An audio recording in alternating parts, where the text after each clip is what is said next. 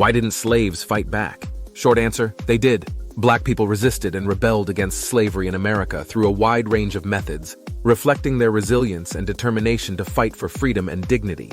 Resistance took both subtle and overt forms. First, there was the day-to-day resistance. Enslaved individuals engaged in acts of everyday resistance such as working slowly, feigning illness, sabotaging equipment, or stealing food. These acts, while not overt rebellions, undermined the plantation economy and asserted a form of autonomy.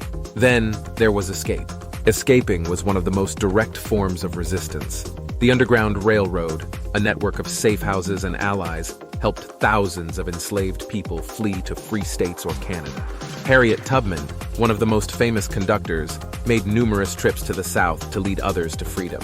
Learning to read and write was also an act of resistance, as laws prohibited the education of enslaved people. Reading and writing were a way to assert one's humanity and access abolitionist materials. Frederick Douglass is a notable example of someone who learned to read against the odds and used his literacy to fight against slavery. Then there was cultural resistance. Enslaved people also preserved African traditions and developed new cultural forms, such as spirituals, which were songs that expressed hope for liberation and communicated messages about escape plans. Some enslaved individuals used the legal system to challenge their captivity, filing lawsuits for their freedom. These cases were risky and depended heavily on the sympathies of judges and lawyers, but they sometimes succeeded.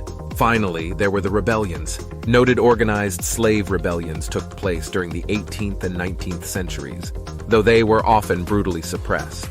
There was the Stono Rebellion of 1739. This revolt was one of the earliest known rebellions, which took place in South Carolina. Enslaved Africans stole weapons and attempted to march to Spanish Florida, where they expected to find freedom. Then, there was Gabriel's Rebellion, which occurred in 1800. Organized by Gabriel Prosser in Virginia, this planned rebellion was betrayed before it could begin, leading to the execution of Prosser and other conspirators. Another was the 1811 German Coast Uprising. This revolt, the largest rebellion in U.S. history, occurred in Louisiana, where a group of enslaved people marched toward New Orleans before being defeated by militia forces. Nat Turner's Rebellion in 1831 was one of the most famous and bloodiest rebellions in American history. Led by Nat Turner in Virginia, this event resulted in the deaths of many enslaved people and white inhabitants, and led to harsher laws against all black people in the South. And then there was the Civil War itself. Many enslaved and free black Americans fought for the Union during the Civil War, seeing it as a direct way to challenge the institution of slavery.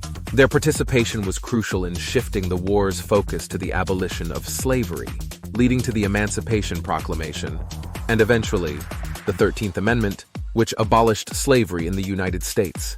These acts of resistance, both big and small, played a critical role in undermining the institution of slavery and eventually leading to its abolition.